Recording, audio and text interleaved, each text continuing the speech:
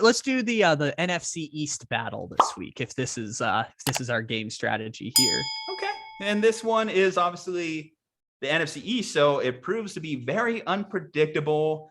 As we talked about, a Washington football team that is currently on a 4-game winning streak. Shout out to Brian Johnson, grew up a Washington fan, grew up in the DC area and got the game-winning kick.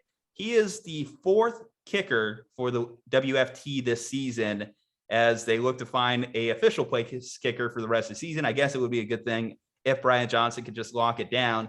You know, one thing that, speaking of season performances that flew under the radar in my mind, I didn't know that Antonio Gibson was the NFC's leading rusher heading into this week.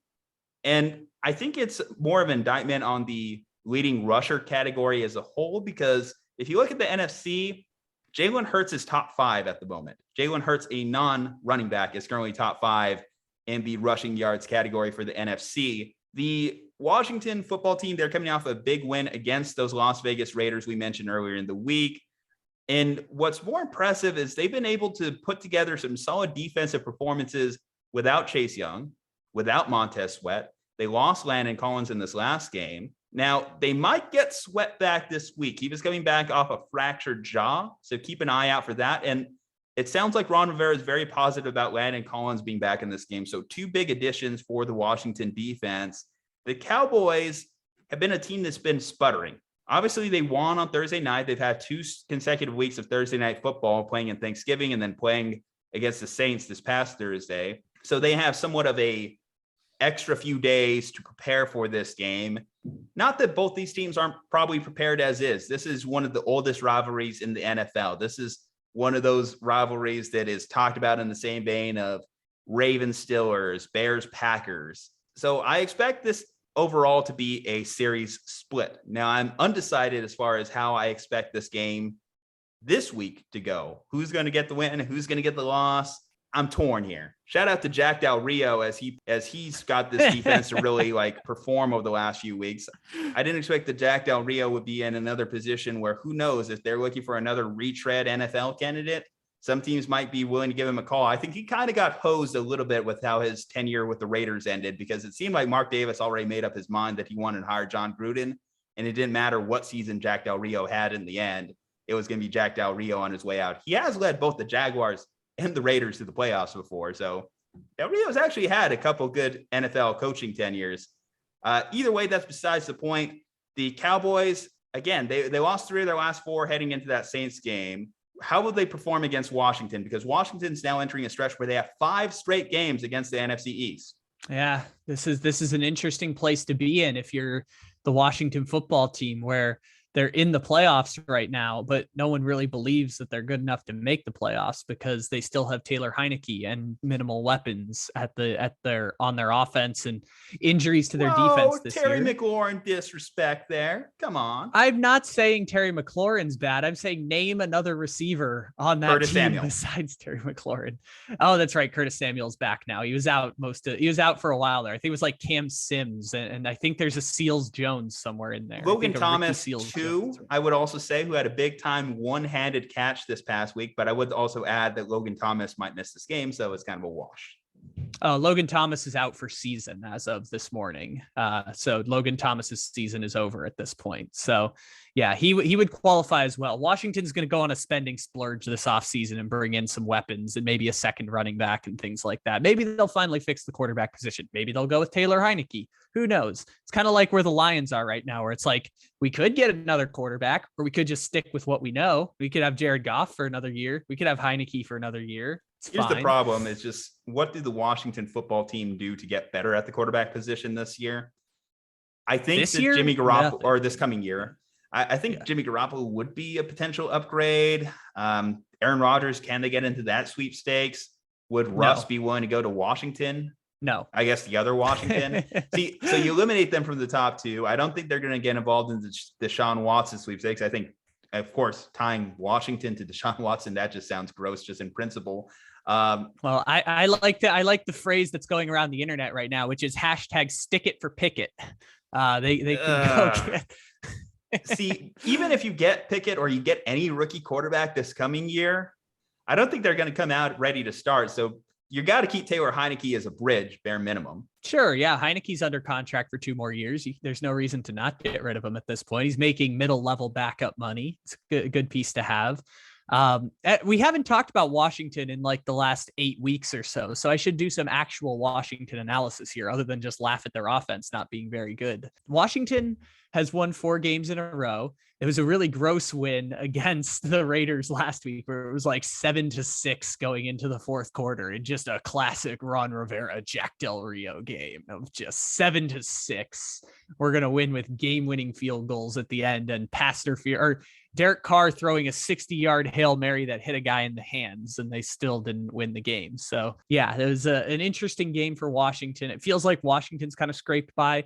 On the Cowboys side, I've been trying to figure out why Dallas is where they are this year. Cause I was looking up DVOA stats yesterday, cause that's just something I do on my free time. I was looking up DVOA stats, and the Cowboys are top 5 in offense and top 10 in defense this year in terms of DVOA, which would make, by that metric, one of the best teams in the NFL. But I don't think of the Cowboys at all as one of the best teams in the NFL, but I think of them as a very good team this year.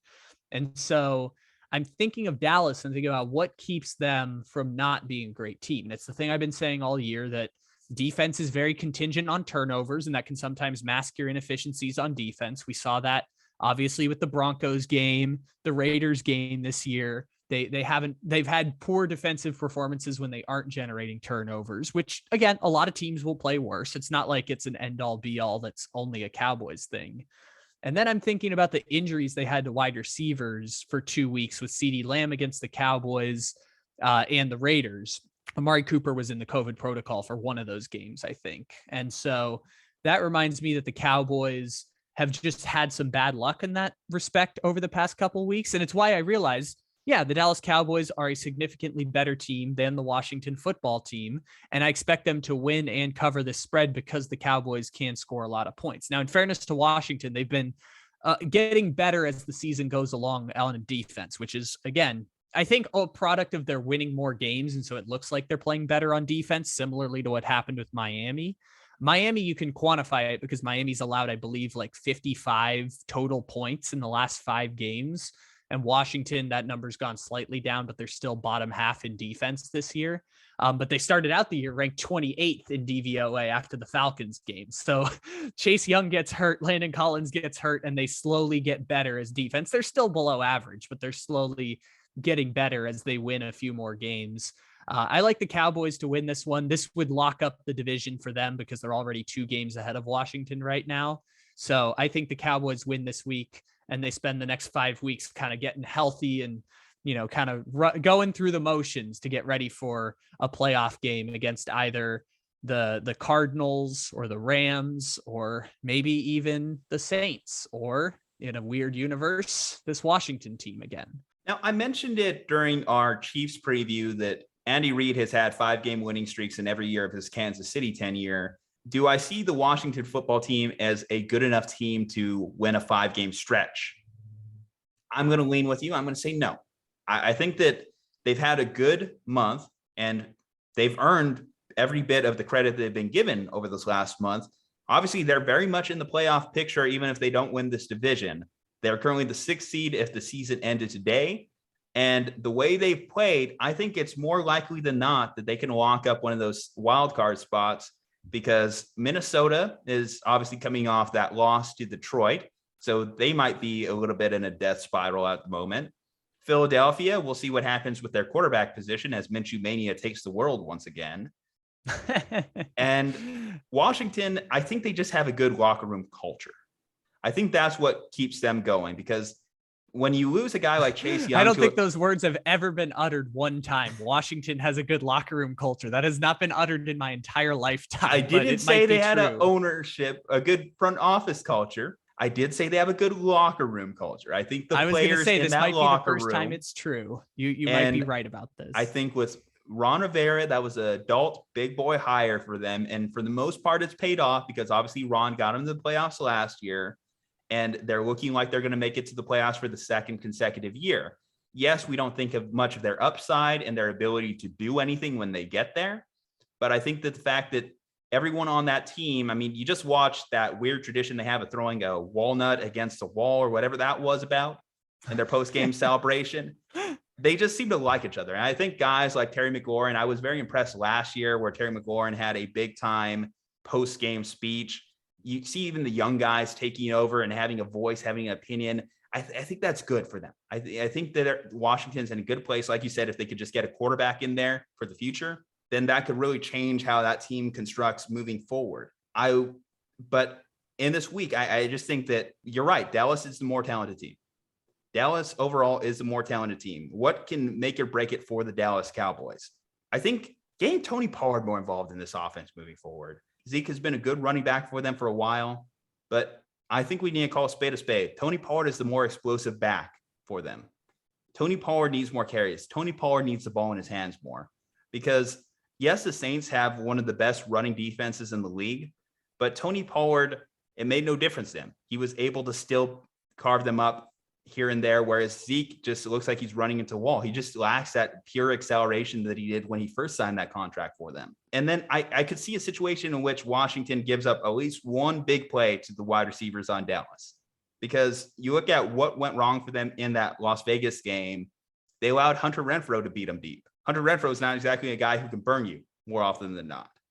So I could see a situation in which a guy like one of their corners just gets taken deep by like CeeDee Lamb or Amari Cooper. They're dealing with injuries at linebacker this week. So if Dallas wants to get their running game more involved, well, take advantage of the fact that guys like Jamin Davis have been underperforming and they're a little bit banged up. Like I said, Montez Sweat being back would be a good addition for him, but coming off injury, how much performance are you going to get from Montez? And Montez, when he was in there, was having problems of over pursuing quarterbacks as is.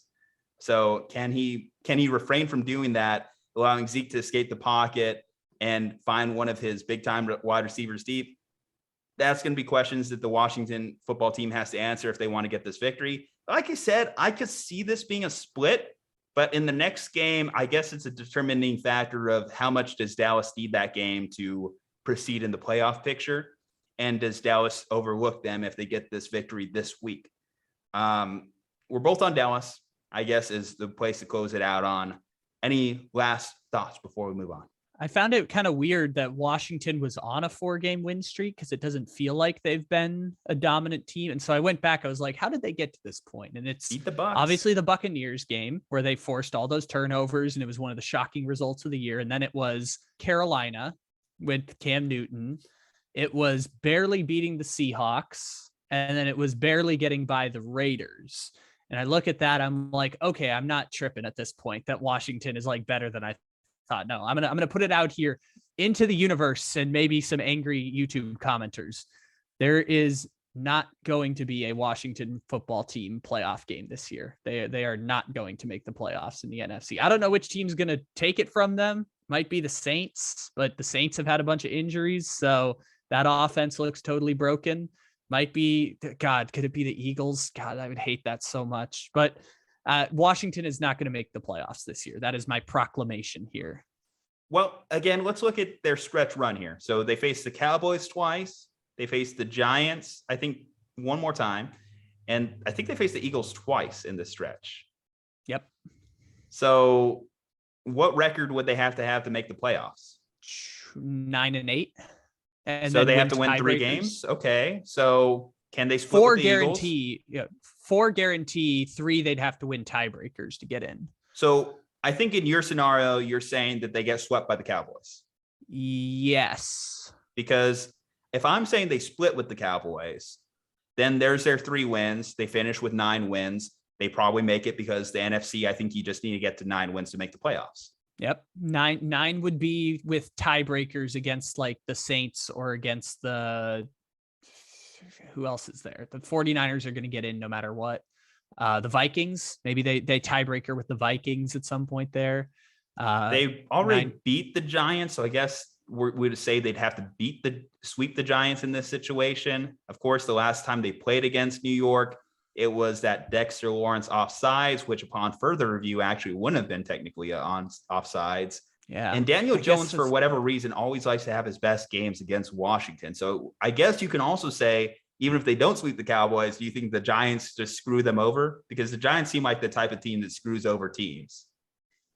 It all just is gross.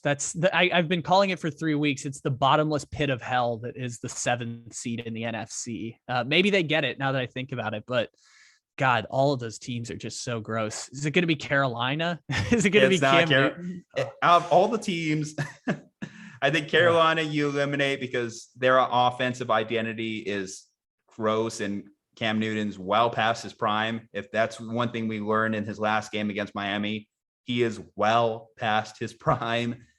But they only need 3 wins. The Eagles have the easiest strength of schedule down the stretch here. The Niners, you look at their remaining schedule. They face, of course, Cincinnati this week. They have one more game against the Rams. They face the Texans, Titans, and they also face the Falcons. I would say the Niners have 3 games that they can win in that stretch. You would say the Texans and Falcons are 2 that they should easily win.